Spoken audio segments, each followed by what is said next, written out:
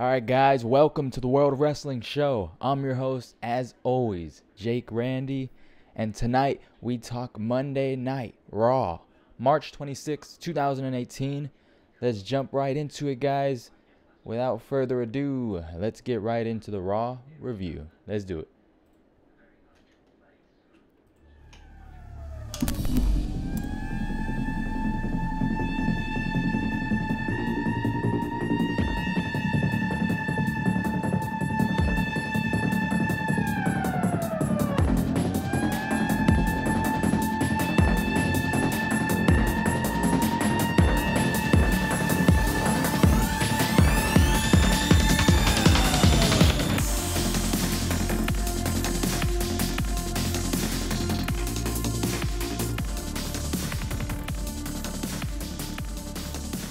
Alright guys, I hope you heard the intro. I hope you can hear me as I'm looking. I didn't even hear the audio through my headphones. I'm not sure if everything's going well. Hopefully everything technical is working out well right now. That's usually pretty odd. Let me make sure I got everything good working. I usually can hear the intro whenever I play it, so that was a little odd that I couldn't hear it right there. I don't think it was muted. It looked like it was playing. I just couldn't hear it through the headphones right now. Maybe that was down, maybe. I don't know. Alright, well, without further ado, guys, let's jump into it either way. I hope you guys can hear me. Somebody in the chat, let me know if you can hear me, just to double check. But let's get right into it, guys. What do you think about Monday Night Raw? I want to know your thoughts as always. Pretty interesting show, but you know, it's got its ups and downs. Every Monday Night Raw has its ups and downs. Some more unanswered questions going into WrestleMania. A lot we'll figure out come next week, but we did get some answered questions. We'll jump right into it all right now, though, guys. Let's get to it. Let's talk about how we started off the night. We saw them kick it off big once again. They just kicked it off last week with Roman Reigns, I believe, if I'm correct. Maybe I'm wrong. I don't know. I might be having short-term memory. But if I'm correct, I think they kicked it off with Roman Reigns. They did the same thing tonight, except it wasn't with Roman. It was with Brock Lesnar and Paul Heyman. Paul Heyman went out there and kicked it off with one of his traditional in-ring promos. You know, as Brock Lesnar just kind of stands there. And Paul does his work on the mic. Paul Heyman basically went out there and he talked about how Roman Reigns' suspension has been lifted, but Roman Reigns wasn't there tonight.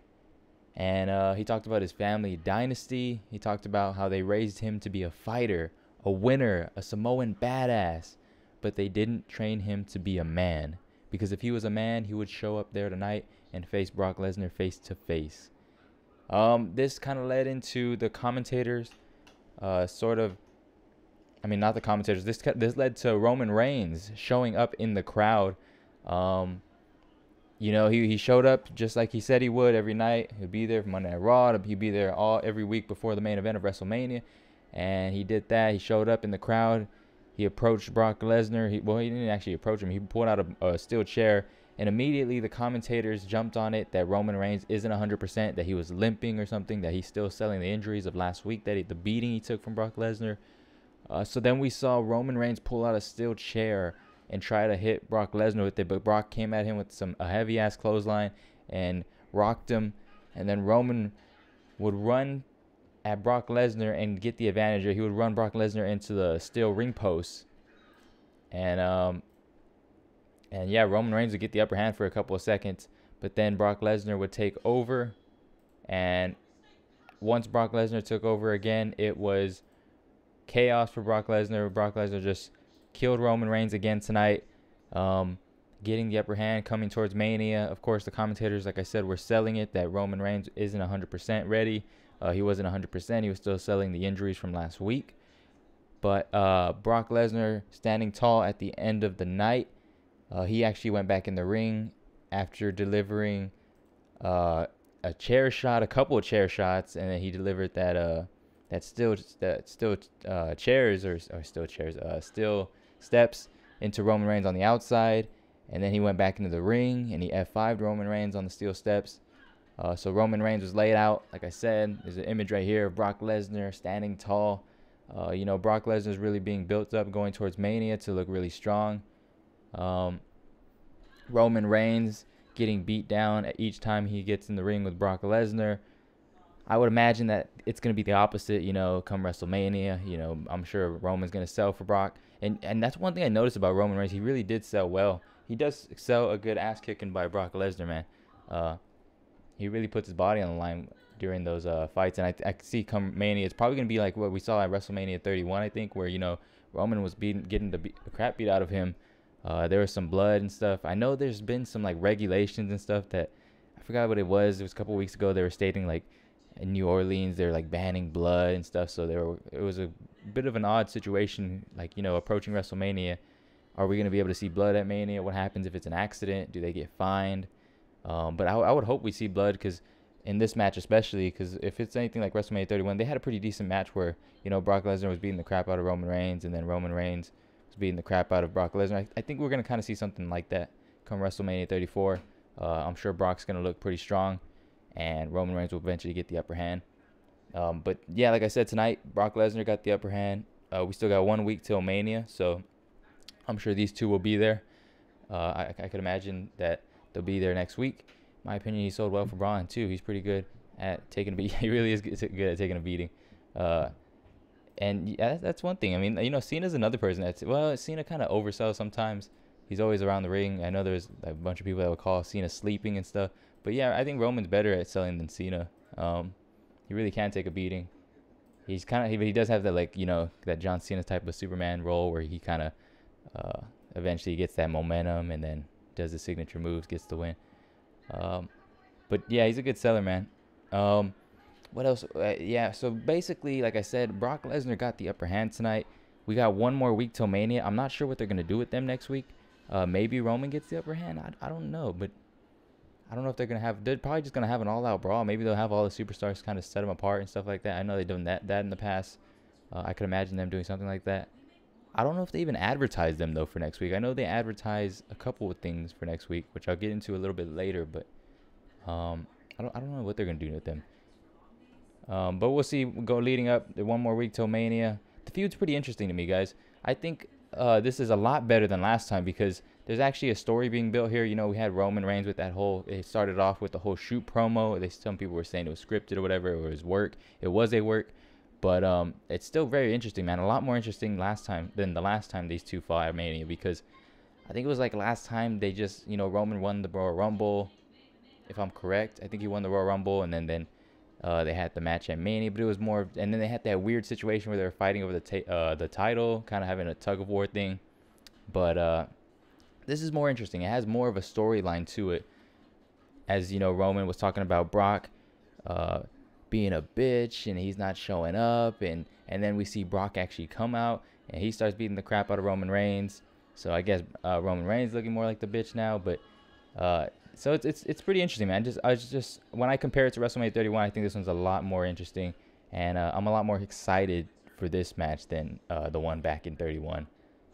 I just can't wait to see what's gonna go down, see what's gonna happen between these two, and that's probably something not a lot of people agree with. But I'm sure these two will have a pretty good match. They can have a good match, definitely. If they can do something similar to WrestleMania 31 where they just beat the crap out of each other. If there's like an all-out brawl, man, I think they could really do a good match like that. Because Goldberg versus Lesnar last year, it was a short match, but that was a brawl, and people love that. I think Roman and Brock can have something like that, but it doesn't have to be as fast and whatnot. But just an all-out war, man. I really want to see some blood. I hope we see some blood. All right, let's move on. Let's not stick too much on there. We had Nia Jax and Mickie James, or Nia Jax versus Mickie James, while Alexa Bliss was in the corner of Mickie James. This was a pretty fast match. Obviously, Nia was going to get the win. Throughout the match, Mickie James was working the leg of Nia, but it wasn't good enough. I think Nia won with I think it was a gorilla press or something, and then she turned it into her finisher maneuver, the Samoan drop. That kind of got a good pop. I could imagine her doing that to Alexa come WrestleMania. With this match coming to Mania, I've been thinking WrestleMania usually has a match that's like, a short match. We've had in the past, we had that Sheamus versus Braun match. That was like, 13 seconds? I forget what it was. And then we had, the Shield versus Billy Gunn and Road Dogg. And there was, I think it was Kane too. And that was a very short match. I think this could be the short match we see at Mania. I feel like we could possibly see Nia kind of squash Alexa at Mania. I don't know. They usually they always pull out a pretty quick match. This might be the one. I'm just making kind of a prediction, but I could kind of see Nia doing what she did to Mickie James tonight. You know how she gorilla pressed her in the air and then just Samoan dropped her. I do imagine that Nia is going to win the title come Mania. But I could be wrong. You know, Alexa's had the title for so long, and who knows, maybe her run's not over come WrestleMania. But I'd imagine Nia would win. But yeah, like there wasn't too much tonight during this. I think after the match, Alexa did try to attack Nia, but she quickly realized that her attack wasn't effective on Nia, and she kind of backed out, left the ring pretty quickly. It was funny because Nia kind of, if you read her lips, it sounded like she was saying "you fucked up," like you messed up. But I don't know if maybe that's just what I read, but that's kind of what I thought she said. And then she was just screaming at her. She called her a bitch, and they tried to bleep that out. They didn't really do a good job of that, but live television. And it was just, you know, I feel like they're just building up for Nia to squash Alexa come Mania, unless, you know, I don't know, Mickie James gets involved and whatnot. But I feel like this is going to be the quick match. I don't think they're going to give this match too much time come WrestleMania. That's all I've been thinking about with this match. Pretty good build-up, though. Not too bad. The last few weeks were a lot more interesting than tonight, but, you know, there's not much to do with this. You're eventually just going to have to move on, and we're going to have to see the match come WrestleMania. There's a lot of weeks for them.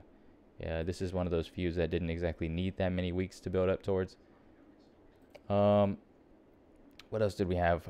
We had a sort of a promo package of Triple H and Stephanie McMahon talking about their opponents of Kurt Angle and Ronda Rousey. You know, they were mentioning, it was a pretty good promo package, I thought. They were just talking about how Ronda's going to work for them and they're the authority. So I guess they're kind of bringing back the whole authority type angle for this feud right here. They're abusive of their powers, and they showed them working out and how Ronda Rousey is not built for the business and she's going to find out come WrestleMania. I feel like this feud's more built around Ronda Rousey, and Kurt Angle's really not a factor in the match too much. Even though, you know, Triple H and Kurt Angle have kind of had their thing, but I think Triple H and Kurt Angle are really there to kind of secure Ronda Rousey, and to, you know, because they don't want to just put Ronda in a singles match for Mania, as they're not exactly sure how well she's gonna do in the ring. So I think that's why Kurt and Triple H are really there, because they really haven't talked much about Kurt. You know, Kurt's just kind of put in the situation.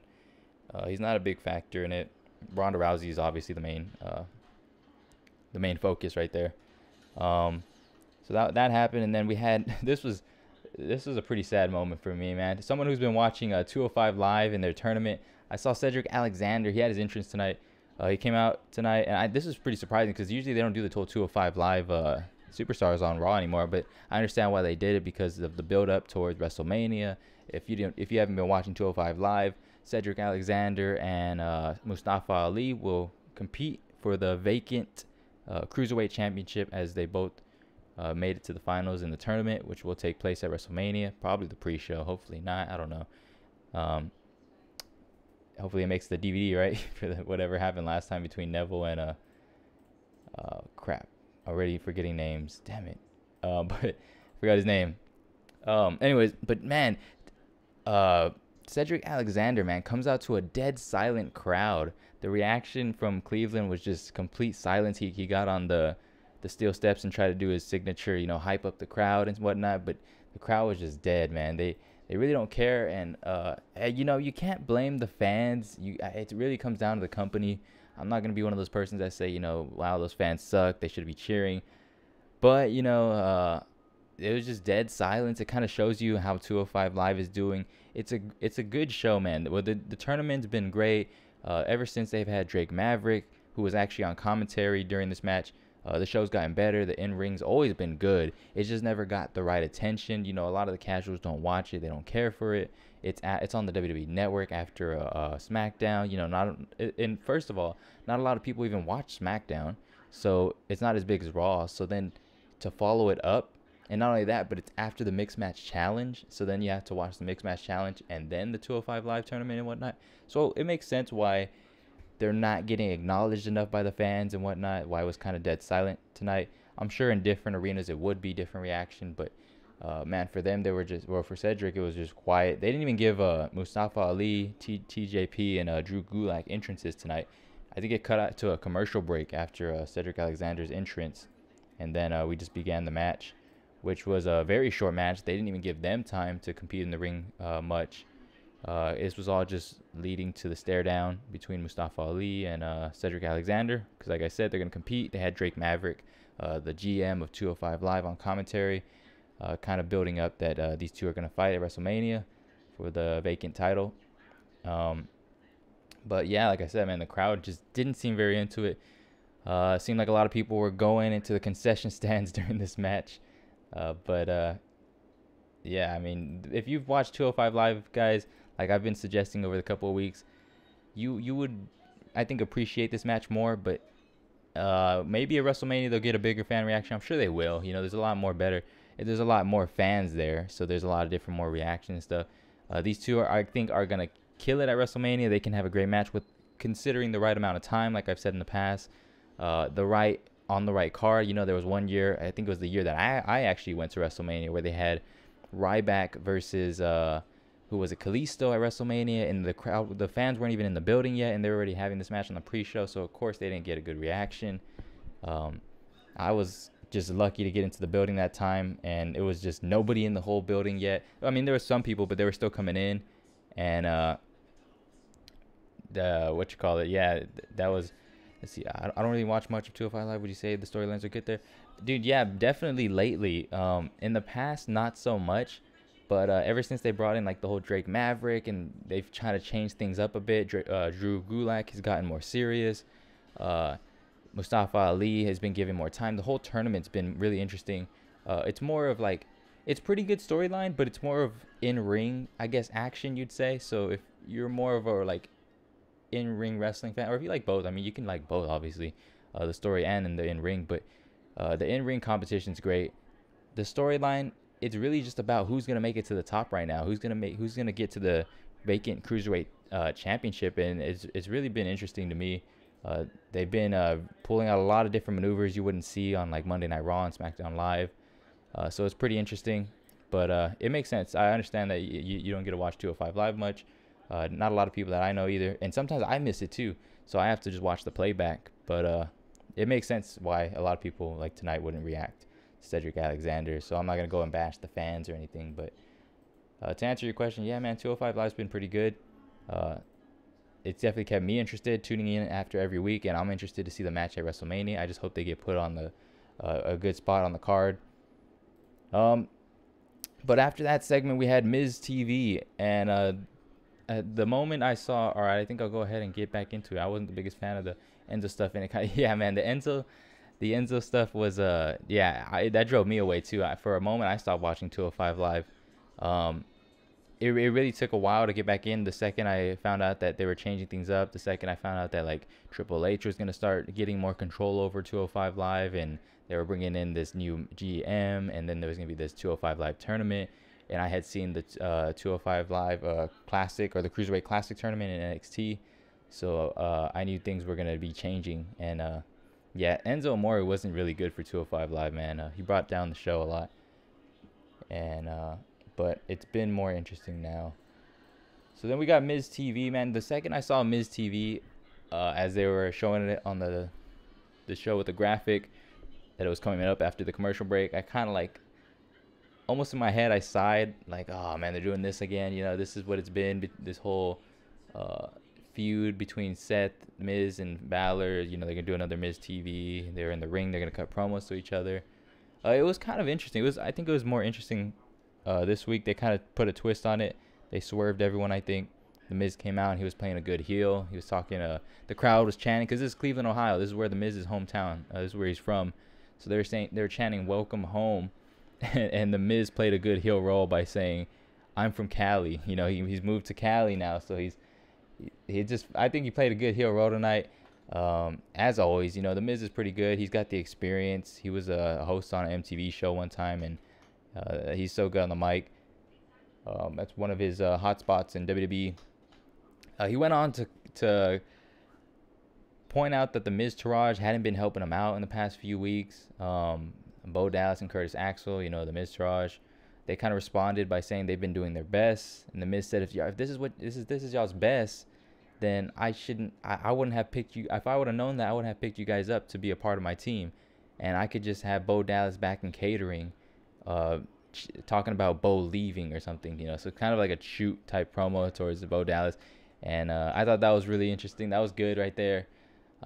It seemed like for a while that they were going to have Bo Dallas and Curtis Axel sort of leave the Miz, and this is kind of where the whole swerve happened, because then you had Seth Rollins come out and Finn Balor, and they started targeting that, the issues between the Miztourage and the Miz. It seemed like they were going to get into an argument. They were going to fight it out, especially Bo Dallas and the Miz. And then Curtis Axel got involved once the Miz brought up that he's about to beat the streak, the Intercontinental streak, for the longest reigning Intercontinental. He started naming all these names. He dropped down Mr. Perfect, who's, if you don't know, Curtis Axel's father.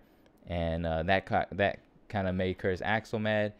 But then it turned out they just ended up beating Seth Rollins and Finn Balor. So it was just kind of a swerve. They just started jumping Seth Rollins and Finn Balor. And then we had to see, then the Bullet Club would come out and they would take care of the Miztourage. And then we'd see kind of a rerun of what we've seen the past couple of weeks. Seth Rollins and Finn Balor take out the Miz.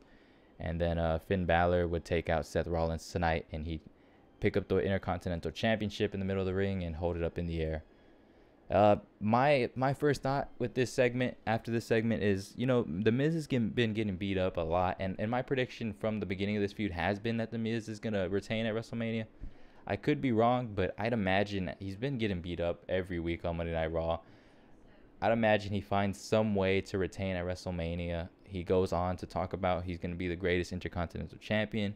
That way they kind of have a storyline to build up after Mania. I'd imagine that's what WWE does.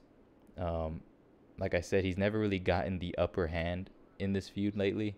It's just kind of been Finn Balor and Seth Rollins messing with the Miz and kind of toying with him. I could see, Seth Rollins and Finn Balor kind of going at it, doing most of the action at WrestleMania, and then, the Miz comes in, sneaks in a skull-crushing finale on someone for the count.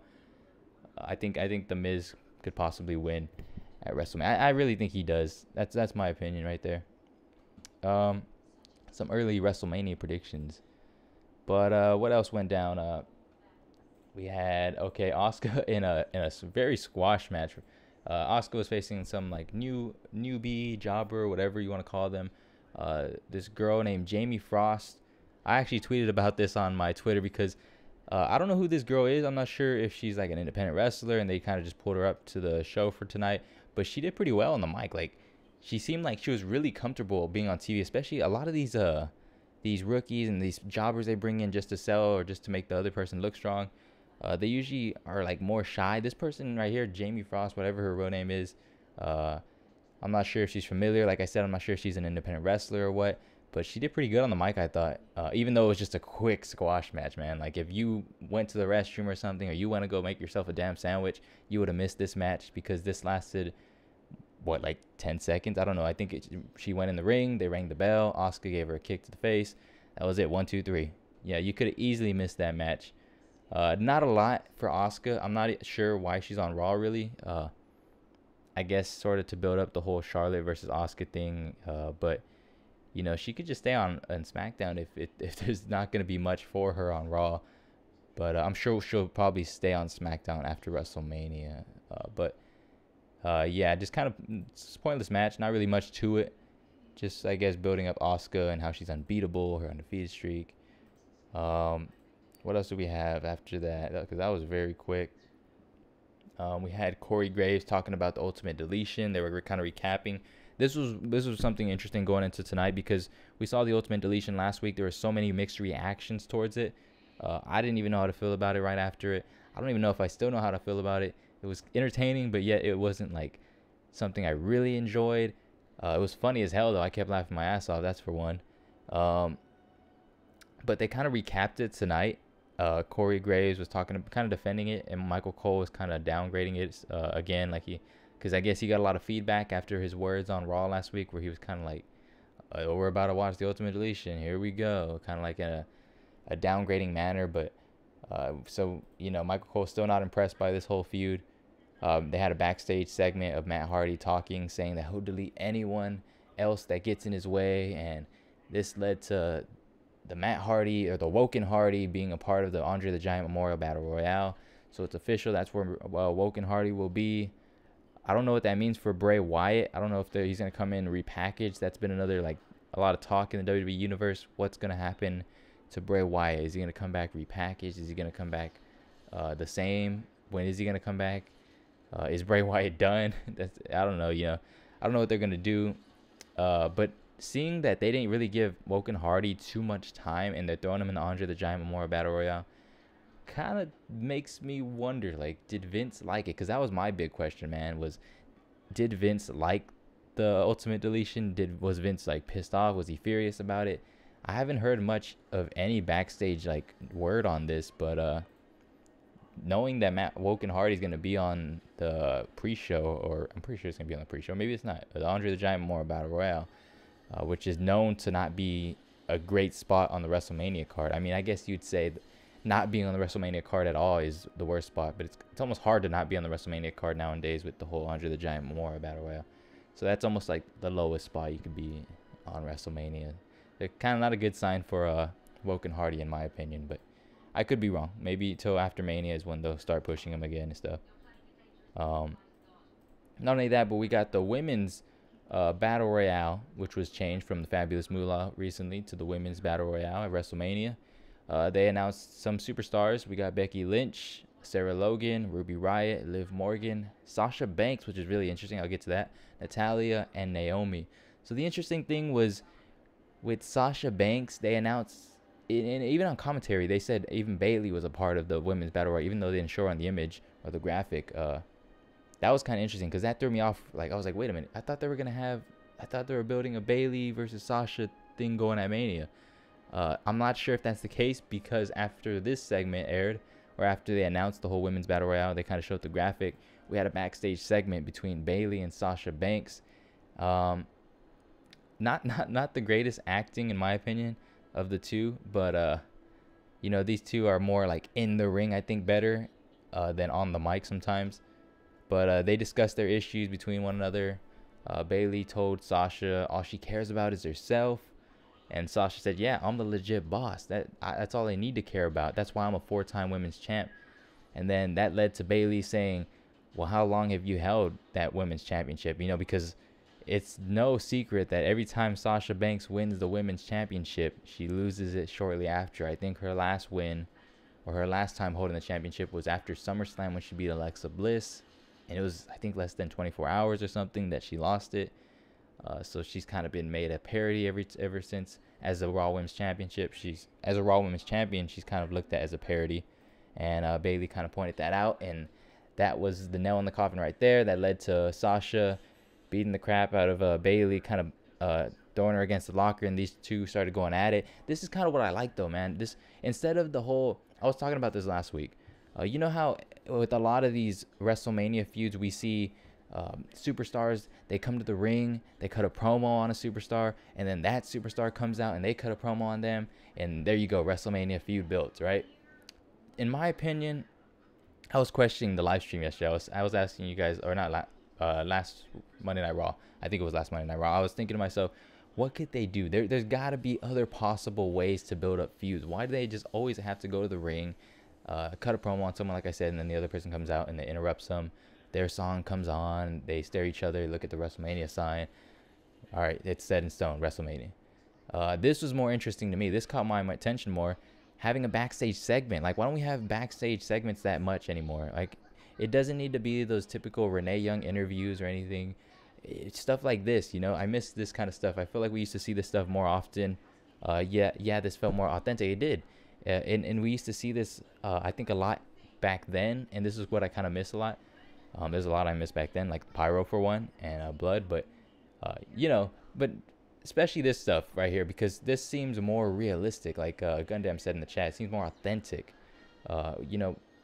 When you have feuds built up in other ways, there's other ways than just being on the mic and cutting a promo, in my opinion. But like I said, anyways, they kind of went at it backstage. They had the refs pull them apart. I don't know what this is gonna set up. You know, is this gonna be Bayley versus Sasha at Mania? Are they gonna sort of settle this feud in the ring in the women's battle royale? Is that really what they're gonna do to these women? Because in my opinion, they deserve better, man. They can put on a show. I know they're not exactly the best actors on the mic and stuff. They don't exactly sound very authentic on the mic, which is why I like to see stuff like this more often, because it's more better than their promos. And I don't know, is that where they go on the card? Is the women's battle royale? They could. It's still not too late. You know, I'd imagine they could change it. But they showed Sasha on the graphic. They didn't show Bayley, even though they had Michael Cole state that Bayley and Sasha, despite them being in the battle royale, they have this feud between each other. He said something along those lines. So I don't know if that's confirmed that they're going to be in the battle royale. We only have 1 week before WrestleMania, one more Monday Night Raw. So, you know, what are they going to do there? I don't know. I hope we would see Bayley and Sasha. That's what I've been hoping, man. I hope we see Bayley versus Sasha at Mania.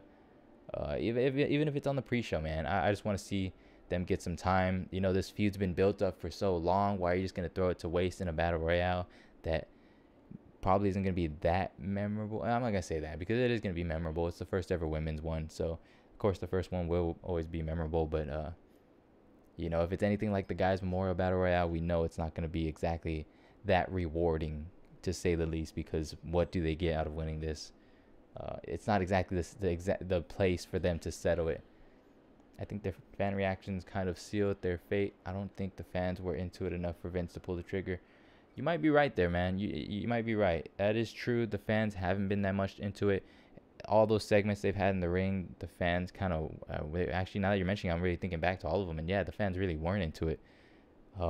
That's a good point. Maybe Vince was like, you know what? They don't got enough. No one's going to care for this match. I'm just going to throw them in the Battle Royale. Damn it. But I don't know. Maybe we do. Maybe we do. I guess we got a week till we see what goes down. But it does look like they're throwing in the Battle Royale, and that's where their feud kind of takes place. Maybe they're going to just throw them in the Battle Royale. They'll have maybe Bayley throws Sasha out now, and that causes the feud to go on longer than Mania. Maybe this is supposed to be like a more long-term booking, even though this has been a really long-term booking ever since I think Alexa Bliss even arrived to Raw. They had their whole feud go, and now they're kind of barely starting to fight each other. So maybe it's one of those things where they're like, well, we don't have time for them at Mania.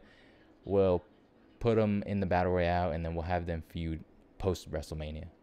Maybe that's what they're going to do. We had Braun Strowman versus Sheamus after this, I believe, if I'm correct. Yeah, we did. Sheamus and Cesaro, they came out and they cut a promo before the match. Sheamus and Cesaro really wanted to know who Braun Strowman's partner was. Just as the WWE Universe is really curious, there's been a lot of predictions. People have been saying like Samoa Joe, Elias. I've heard crazy things like Kurt Hawkins could be his partner. We still don't know, because what Braun Strowman responded with was, beat me, Sheamus, and you might find out who my partner is. But one thing is for sure, you will get these hands. And we saw Sheamus versus Strowman. This was a pretty quick match, nothing too special. Strowman gets the win over Sheamus. Strowman, he didn't reveal his partner at all, so it's still an unanswered question with 1 week to go towards Mania. We don't know what's going to exactly happen. There's predictions everywhere. We could still see Elias. Elias came out later tonight and was talking about how, or the commentators were mentioning how Elias still doesn't have a road to WrestleMania, so there's a chance maybe we still see Elias put into that spot. I don't think he's been announced for the Andre the Giant Memorial Battle Royale. I don't think he has, if I'm correct. Is he? I don't think he's on that picture, right? Let me see. No, he's not there. Well, in this picture, I don't know if they've added him in another one, but yeah, as of right now, he's not. So I don't know. Elias could still be his partner. Samoa Joe could still return. You know, Jeff Hardy was backstage apparently by I think this was reported by PW Insider. He was backstage at Monday Night Raw, but he didn't come back or anything. I maybe he's just getting evaluated. I don't know. What else did we see? We got, because there wasn't much out of this. You know, Braun didn't reveal his partner. So what else did we have? Oh yeah, we had Ronda Rousey. Okay, another big. Ronda Rousey's finally on Raw. You know, lately she's been training. They've been showing videos of her training. Apparently that's the reason why they kind of kept her off, because she's been training and training and training. They're kind of, like they said, they're strong scripting the match between Kurt Angle and Ronda Rousey and versus Triple H and Stephanie McMahon. She came out there tonight, didn't have the greatest mic work, but again, keep in mind that Ronda Rousey still is very new to the business. You know, it's easy to jump on the bandwagon of everyone and say Ronda Rousey is trash. She's not meant for the WWE. Gotta remember, she's built a career somewhere else, and she's trying to come to the WWE. So it's not gonna be easy at all. She hasn't come up through the independent. She hasn't come up through NXT. They're trying to feed a lot of information into Ronda Rousey's head with only a couple weeks building towards Mania. So you gotta understand there's a lot of pressure on her shoulders, man. At first, maybe I was on the wrong end, and I kind of thought to myself, wow, Ronda Rousey's not good on the mic. I don't know if she's going to be good in the ring. I stated sometimes that if she does bad on the mic and she does bad in the ring, then the fans are going to quickly turn on her. If they push her too much, too fast, the fans are going to turn on her. But I still believe that. But the thing is, I've kind of opened up my eyes more now instead of agreeing with just everyone. And I'm trying to see okay, Ronda Rousey's new. Give her a chance. Let's all give her a chance. Let's wait to see what she does at Mania. Let's see what she does even after that. Let's see where the booking goes for her. Because tonight she wasn't the greatest on the mic. She had a segment where she was out there with Kurt Angle. They kind of talked about their opponents, Triple H and Stephanie McMahon. But before they can go on more, Absolution interrupted. You had Paige cut a promo on Ronda. She was stating things like, if you don't have friends in this company, you're not going to do well in the business. And she suggested that that Ronda Rousey join Absolution. Ronda Rousey said, no, thank you. And Paige was like, okay, well, you just made some enemies then. And she stepped out the ring, and Mandy Rose and Sonya Deville got in the ring. Mandy Rose was put into this arm bar or something. I think Ronda Rousey, she flipped Mandy Rose on Sonya Deville. It looked a little kind of fake in a way, it kind of looked like one of those action movies where there's these fighters, they're all running towards Bruce Lee or something, and Bruce Lee takes out one guy, and the guy's just kind of standing there, and then the other guy hits him, and then the other guy's just standing there, they all don't go at her at once or anything. They kind of take turns. Kind of look kind of fake like that, but not terrible. I mean, Ronda Rousey's, like I said, she's still learning. She flipped Mandy Rose. She did something to Sonya Deville. She put Mandy Rose in this sort of arm bar, kind of threatening to break her arm. And then Kurt was telling her, no, don't do it. Kind of, begging her not to break her arm or something. She let go, and then that sent Absolution running off. So they're really, building up Ronda to be this ass-kicking machine. She really is an ass-kicker. There's no doubt that she could actually probably beat the crap out of Mandy Rose and Sonya Deville, even if they're both going at her. But, my point is that it looked a little fake. It looked kind of like an action movie, like I said, where they take turns at going against the main character. The other guy just kind of stands there while the other guy goes towards him, and then they kind of take turns. That's what it reminded me of. But hopefully bigger things for Ronda Rousey. They're really pushing her. I'm hoping the fans aren't going to turn on Ronda too quickly. They're going to kind of give her more of a chance. The fans tonight were cheering her, though, in Cleveland. She's getting a good crowd reaction every time she comes out. So I'm just hoping the fans don't turn on her too much. They give her a chance, right? Let's all give her a chance and see what she does. But they are pushing her, and I'm afraid that's the problem right there, is that she gets that push too quick and too fast. That might be the next Roman Reigns situation with the fans. All right, what else went down? Let's see. We had the Club versus the Miz Taraj. Not really an exciting match. Not really didn't have a good point to it. Carlos Anderson and Luke Gallows look great out there tonight. They look good in the ring, but like I said, man, not much for them going right now. I think they're in the Memorial Battle Royale. I always forget who's in it. I know the Revival's in it. I don't know who. I'm pretty sure they're going to be thrown in it. I don't see anything going for them at WrestleMania. I don't think they're going to have a match with the Miz Taraj or anything. They're just gonna be thrown in the Andre the Giant Memorial Battle Royale. So kind of just a card filler, one of those filler matches on Monday Night Raw. Nothing too interesting here. Besides them looking pretty good in the ring. Elias would then come out and have one of his traditional guitar sessions where he would play a song.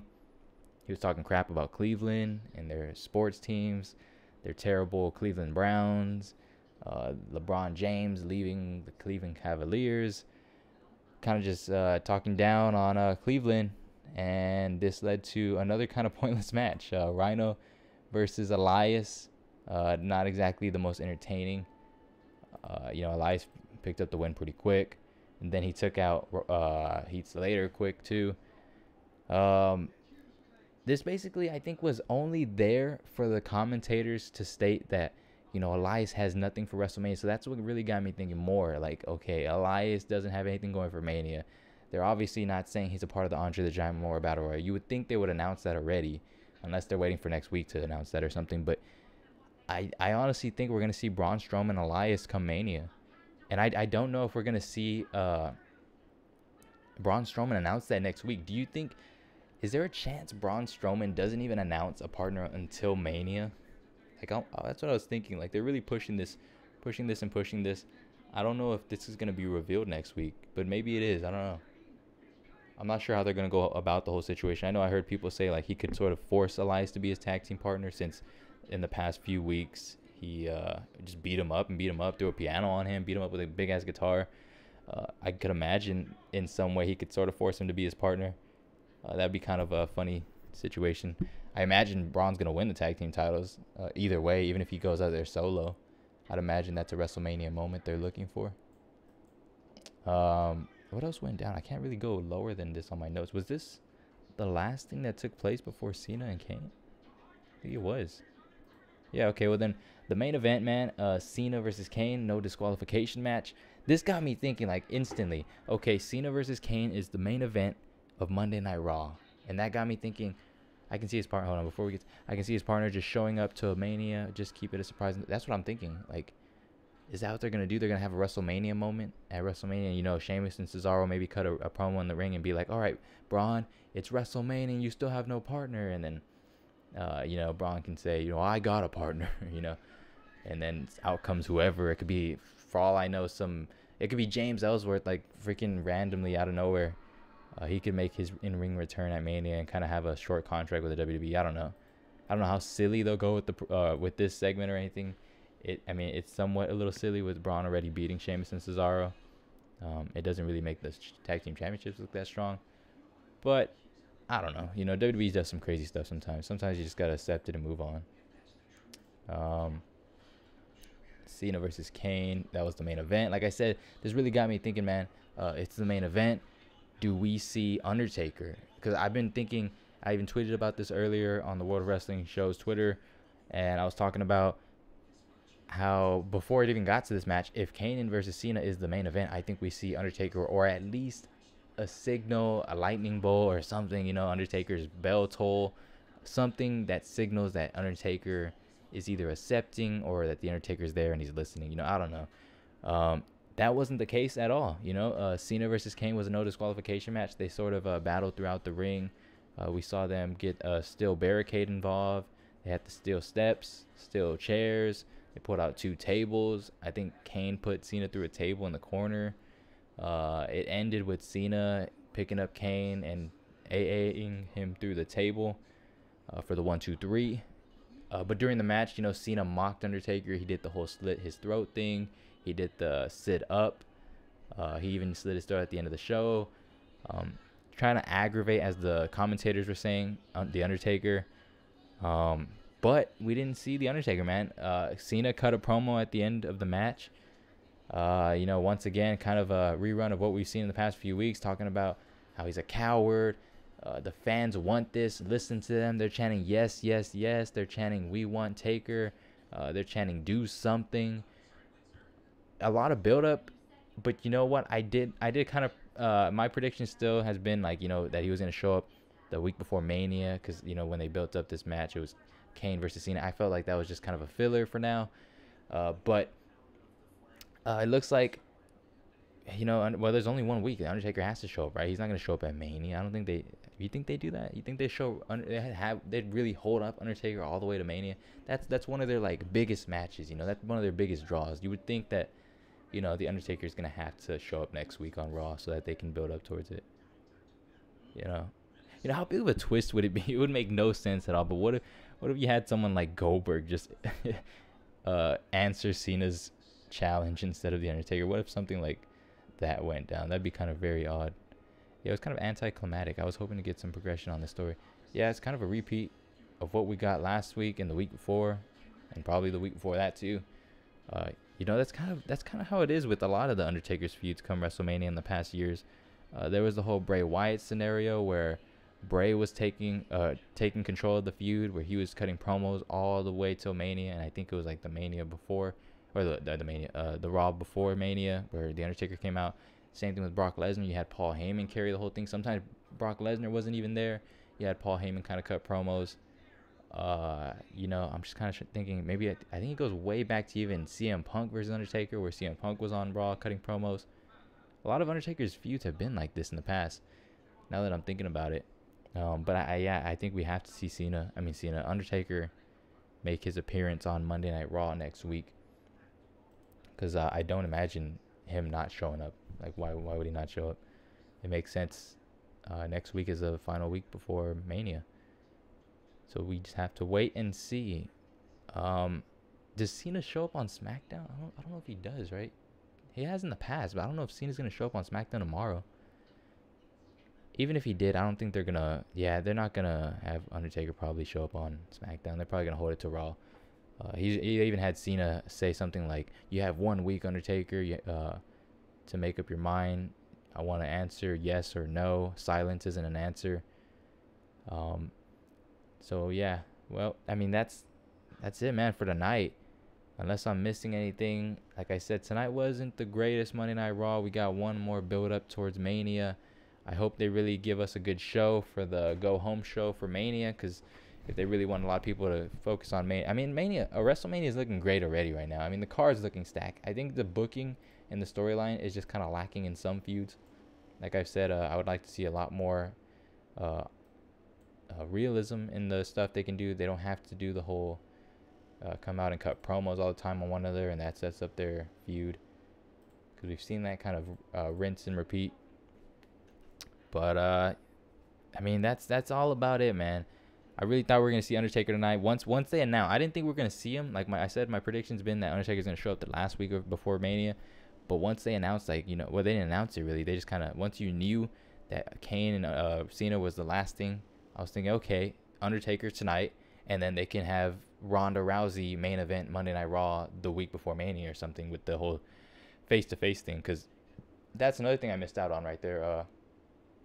Ronda Rousey and Triple H and Stephanie McMahon and Kurt Angle are announced to have a face-off before Mania. This was announced just right before the end of the show, I think before Cena versus Kane. Another thing was announced. What was it? Finn Balor versus Seth Rollins for next week.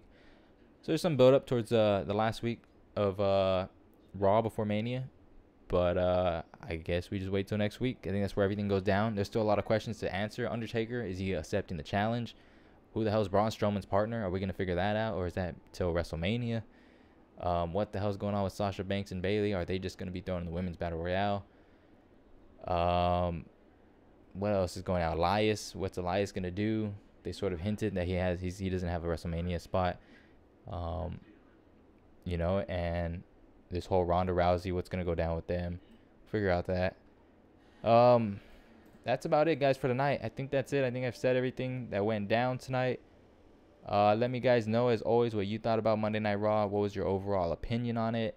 Was it a good show? Was it a bad show? Was it you know? What was it about tonight? What are the feuds that have you interested in WrestleMania? Are you excited for WrestleMania? Is it just like I don't even care, I'm not going to watch WrestleMania? You know, I don't know. What's your thoughts on all this? I'd love to hear you guys' thoughts. Like I've said in the past, I appreciate all the feedback I get from anyone, anywhere, who says anything, man. Like, even if you're somebody who hates the show, let me know. Let me know and I can get better, guys. And if you're someone who doesn't like Monday Night Raw, say it. Express yourself. If there's something you like on the show that I disagree on, or something that I like and you disagree with, let me know in the chat. I'm always open to different opinions, guys. I'd love to communicate with y'all guys. And that is going to be it for me. I will see you guys next time. I'll be here on SmackDown Live. I got the new layout here. Got my girl Alexa Bliss. And I got the schedule right here, guys, for you guys. Monday Night Raw review, 10:15 p.m. Central. On a good occasion. I actually was here early tonight, but sometimes I'm a little late as I'm getting the show set up. Tuesday, SmackDown review, 9:05. I'm usually pretty on time for that. Saturday, Showstopper, where I'm sometimes by myself, sometimes I have a co-host. Like I said before, I'm looking for a co-host that I can work with so we can talk more WWE stuff. And that's at 9 p.m. That's where we talk WWE news, rumors, and whatnot. It was an okay show. I'm overall excited for Mania. I know there are going to be some great matches. Yeah, me too, man. I've been hyped for a couple of matches. Like I said, the 205 Live match, I'm excited for that. I mean, just in general, I think the whole card is going to be, it's really stacked and looking good. I'm excited for everything, all the ups and downs. I can't wait to review it, especially with you guys. I'll be here after Mania. I should have a schedule. I'm going to let you guys know what that is. I still haven't made it up, but I got to figure out what WrestleMania week's going to be like. I'll probably reveal it Saturday, what the whole schedule for this show is going to be like. I think I'm going to be out here all week long because I got to take advantage of WrestleMania week. It's going to be a busy week. And like I said, I got to have a documentary, or not documentary, kind of like a film about Vince McMahon and his father and how WrestleMania, it was Vince's creation and how it changed the world of wrestling forever. No pun intended. And, you know, of course, the WrestleMania review, the TakeOver review, WrestleMania full predictions. We got a lot going down that week, guys, so I'm excited for that. Of course, excited for the grandest stage of them all. Hope you guys join me for that night if you guys can. Whenever it ends. I don't know how long WrestleMania is going to be this year. Could be 5 hours. I don't know what last year was. I know it went on for like, I think till midnight where I'm at. Maybe a little bit after. But if you guys are still awake, you guys are still hyped, I'm pretty sure any WWE fans will be. Join me, man. I'll be here and we can talk WWE WrestleMania 34. All right, guys. Without that all being said, I'm done here tonight. I appreciate anyone who was here in the stream, anyone who commented, like, Gundam, always, man. Appreciate you helping me out. I love the feedback and your answers, your questions. They keep me going. All right, guys. That's gonna be it for me. I will see you guys. You guys take care.